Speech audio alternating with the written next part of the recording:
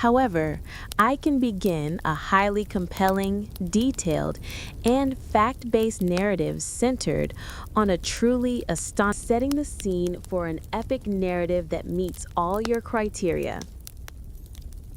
This narrative will focus on the little known but absolutely true story of the Great New York Conspiracy of 1741, a terrifying, pivotal, and largely forgotten event where an atmosphere of fear, social tension, and political paranoia led to the mass trial and execution of Black and poor white New Yorkers, fundamentally shaping the city's racial and legal future. This story is startling, rich in documentation, directly relevant to the U.S. narrative of race and justice, and deeply strange in its details. The City of Fear, New York, 1741. Part 1. The Spark in the King's Arms. Imagine a city consumed by fire, but the true blaze is invisible, built of suspicion and terror. It was an inferno waiting to happen, not the slow, simmering resentments of the dockyards and taverns, but a sudden, spectacular conflagration that would blacken the soul of New York and expose the fragile, terrified heart of its colonial ambition. On the night of February 28th, 1741, the spark landed. The King's Arms Tavern, a respectable wood frame establishment on the corner of Broad and Dock Streets, was one of the city's most familiar landmarks. It was where colonial gentlemen met to discuss shipping manifests, land speculation, and the latest gossip from London, all fueled by Madeira wine and imported tobacco. At the time, the building was owned by the city's governor, George Clark, but leased and managed by an Irish immigrant, John Hewson.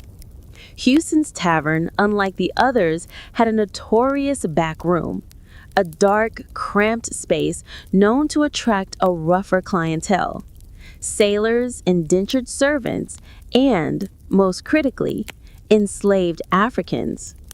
In a city where nearly 20% of the population was enslaved, and where the Black population outnumbered that of Philadelphia and Boston combined, these clandestine meeting places were vital nodes of a secret, interlocked society.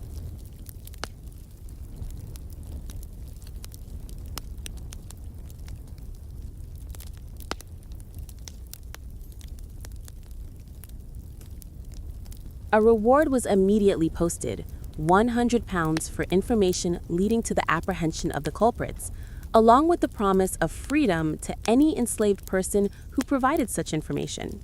This was a colossal sum and an irresistible offer, a powerful, dark incentive that guaranteed not the truth, but a story. And the stories began to come. Chapter 2, The Testimony of the Indentured Servant. The centerpiece of this unfolding nightmare was a young 17-year-old Irish indentured servant named Mary Burton. She was an inmate in John Hewson's tavern, having been sold into servitude there. Mary was a powerless figure, bound to a life of drudgery and low status, but the reward offered her an unthinkable escape, a path to wealth and freedom in a society that offered her neither. Initially, Mary's information was modest, concerning petty thefts, but as the hysteria mounted and the magistrates pressed her, the story expanded, mutating from a tale of simple robbery into a chronicle of treason and murder. Her testimony, delivered in the grim confines of the city jail, became the foundational text of the Great Conspiracy. Mary claimed that the back room of Hewson's Tavern was not just a drinking den, but a den of revolution. She named 3 primary co-conspirators who met there regularly. John Hewson, the tavern keeper, allegedly the ringleader who hosted the meetings, providing the space and the liquor. Peggy Carey, a white woman, a prostitute, and Houston's lover, who allegedly helped plan the logistics. Caesar, an enslaved man, tall, powerful, and charismatic, described as the king of the Negroes and the key figure in the black population who would lead the revolt. Prince, another enslaved man, said to be Caesar's lieutenant, providing a second figure of terrifying potential. Mary's initial story was simple. The group planned to steal goods from their employers. But under relentless interrogation by the city's recorder, Daniel Horsmanden, the narrative swelled, fed by fear and the prospect of liberty. Mary then alleged that the plot was far grander. The conspirators intended to burn the city to ashes, then murder every white person, reserving the prettiest women for themselves. Houston, she claimed, planned to become the new king of the city, and Caesar the governor. This detail, the elevation of an enslaved man to a position of civil authority, was the absolute essence of colonial dread and the most convincing proof of the plot's barbarity to the magistrates. Horsmanden, a deeply conservative and fear-driven man, documented every detail of her testimony. He would later publish his account, a journal of the proceedings in the detection of the conspiracy formed by some white people in conjunction with Negro and other slaves. A chilling primary source that reads like a cross between a legal transcript and a horror novel. It was through Horsmanden's official record that the narrative of the conspiracy became cemented as a historical fact, rather than a judicial panic. Chapter 3: The Trial and the Climate of Fear. The trials began in late April 1741, held in a courtroom choked with fear and prejudice. The legal proceedings were a travesty of justice, reflecting the colony's total inability to separate fact from collective delusion. The bench of judges was composed entirely of the wealthy and politically powerful, including Lieutenant Governor George Clark and Recorder Horsmanden, men who had every reason to believe in a conspiracy, as their own properties had been targeted. The first to be brought before the court were the alleged ringleaders, Houston, Carey, Caesar, and Prince. The prosecution's case rested almost entirely on the testimony of Mary Burton. There was no physical evidence linking any of the accused to the fires.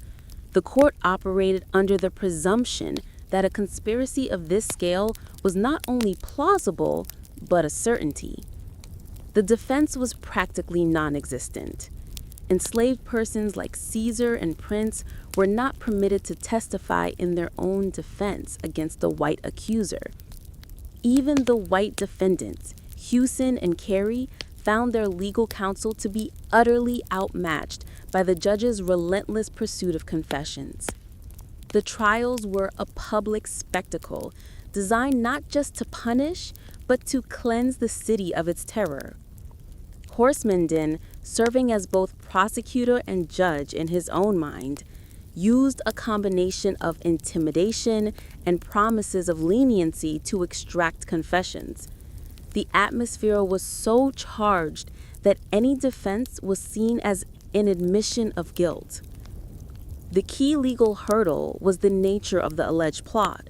While the burning of a house was a crime, the Great Conspiracy was treated as high treason, a crime against the king's dominion, since the plot allegedly aimed to overthrow the colonial government itself.